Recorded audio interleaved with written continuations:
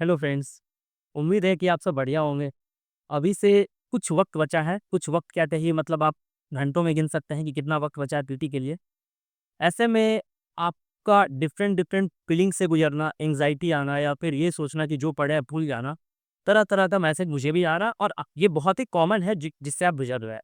मान के चलिए कि बहुत स्वाभाविक है, इतना स्वाभाविक है कि हर व्यक्ति जो ही पीटी देने जा रहा है वो इस फीलिंग से गुजर रहा है। वो जो पढ़ा था वो भूल चुका है, उसका रिवीजन पूरा नहीं हो पाया है, या फिर ये टॉपिक बचा है, ये मैंने सोचा था बाद में पढ़ेंगे फलाना। मतलब आप जितना इमोशंस होता है, आप मान के चलिए कि हर व्यक्ति में है और सब लोग के थॉट प्रोसेस यही चल रहा है।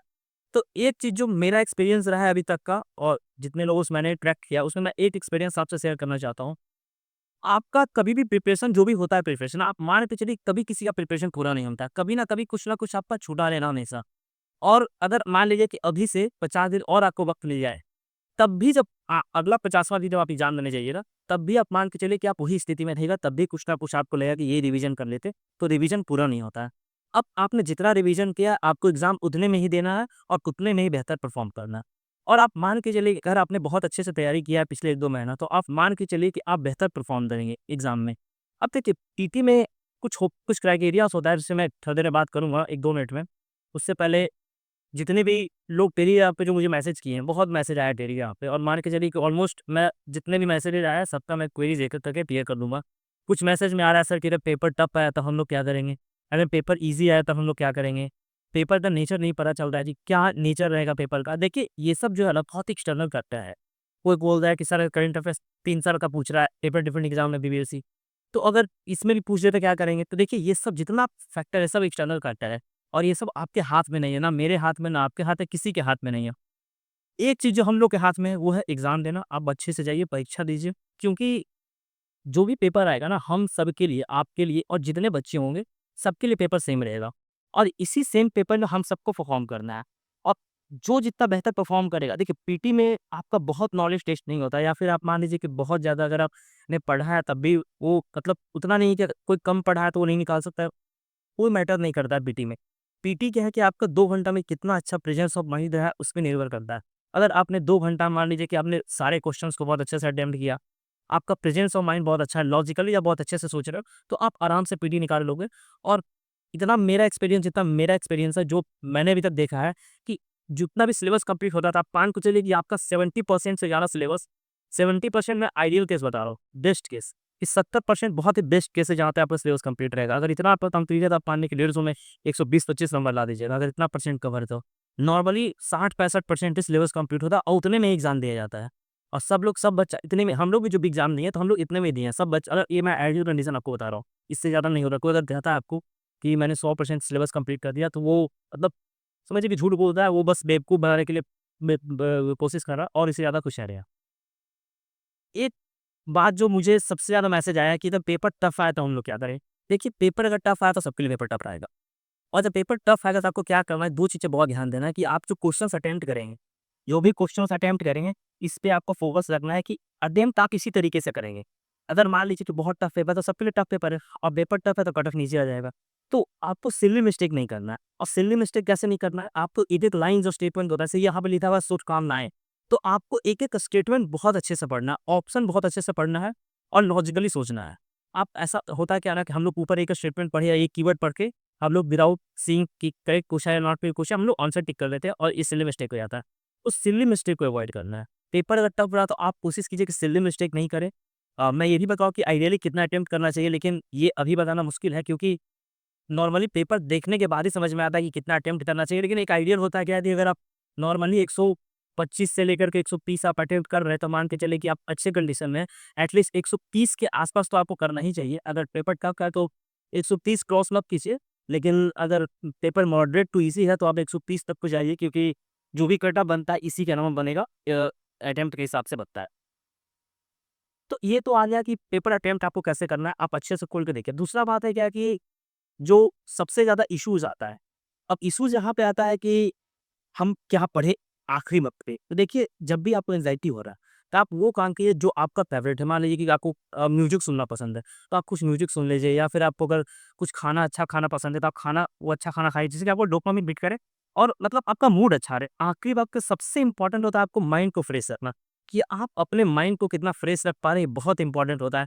और जितना फ्रेश आपका माइंड रहेगा, जितना स्टेबल आपका माइंड रहेगा, उतना बेहतर आप परफॉर्म कीजिएगा। और देखिए, माइंड स्टेबिलिटी का क्या है कि आप अगर कुछ छूट रहा है तो आप छोड़ दीजिए। अगर आपने वीडियो सेव करके रखा है कोई भी, ये लेक्चर हम वहाँ पे देखेंगे या फिर ये टॉपिक पढ़ेंगे, अगर आपको लग रहा है कि वो नहीं हो पाएगा, तो उसके बारे में आप सोचना बंद कर दीजिए। आप ये सोचिए कि जो हम नहीं पढ़े हैं, वो एग्ज़ाम में नहीं आएगा। आप ऐसा मान कि इस तरह का थॉट प्रोसेस बना लीजिए, क्योंकि अगर इस थॉट से आप जाइएगा, तो एक आप कॉन्फिडेंट में जाइएगा। और सबसे इम्पोर्टेंट क्या होगा ना कि सेल्फ कॉन्फिडेंस, आपको सेल्फ कॉन्फिडेंस होना बहुत ज़रूरी है। अगर आप में आत्मविश्वास है, तो मान के चलिए कि आपका पीटी क्लियर हो जाएगा। बहुत इंपॉर्टेंट होता है सेल्फ कॉन्फिडेंस, क्योंकि हम लोग पीटी में आपको क्या कहता है, ऑप्शन होता है, और ऑप्शन में कन्फ्यूजन होता है। तो कन्फ्यूजन आपका सेल्फ कॉन्फिडेंस से होता है, कितना आप कॉन्फिडेंट है कि वीपीएससी आपको पता है डेटा पूछेगा आपसे, और ये जो डेटा होता है, ये डेटा आपको कॉन्फिडेंस से ही आपका क्लियर होगा।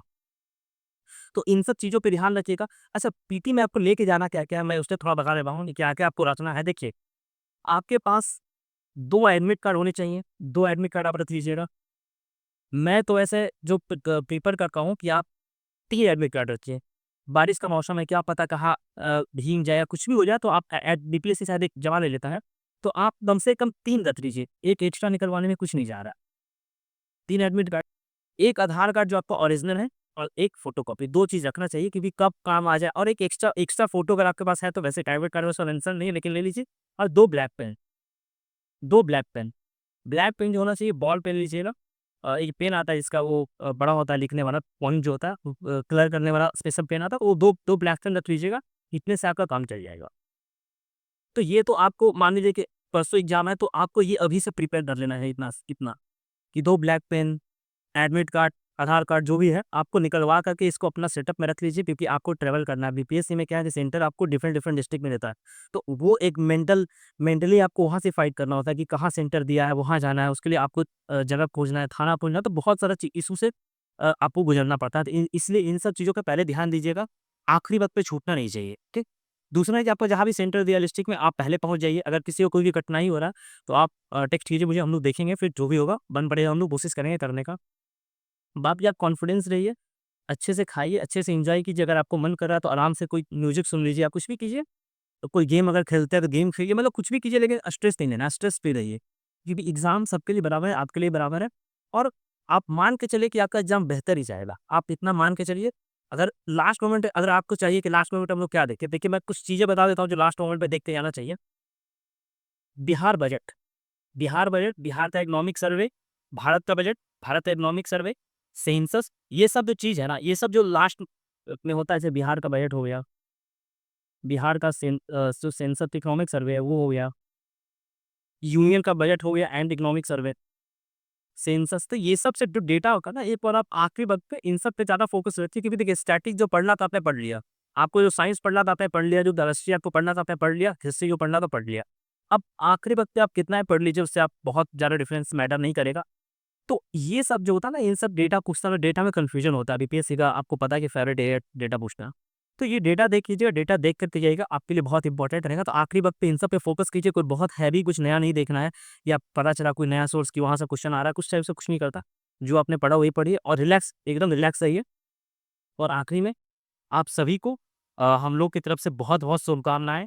आप अच्छे से एग्ज़ाम दीजिए। हम लोग फिर मिलेंगे, हम लोग आंसर की डिस्कस करेंगे, पेपर पर डिस्कस करेंगे, और फिर हम लोग बहुत बेहतरीन तरीके से आपका जितना अच्छा से पीटी हुआ है, मैं खुद चाहता हूँ कि आप सब पीटी क्लियर करें और मेंस में, और हम लोग उससे भी शानदार तरीके से जितना बीपीएससी का पीवाईक्यू है मेंस में, हम लोग सब बहुत अच्छे से यहीं यूट्यूब पे डिस्कस करेंगे। आपका ऐसे 70th बीपीएससी से लेकर के 68 बीपीएससी तक का सारा ऐसे हम लोग डिस्कस करेंगे, हम डिटेल में डिस्कस करेंगे। अगर आप वो सब देखें तो आप ऐसे लिखना सीख जाइएगा, तो वो सब मेंस का पार्ट है, ठीक? तो हम सभी को शुभकामनाएँ देते हैं कि आप आइए और अच्छे से एग्ज़ाम दीजिए।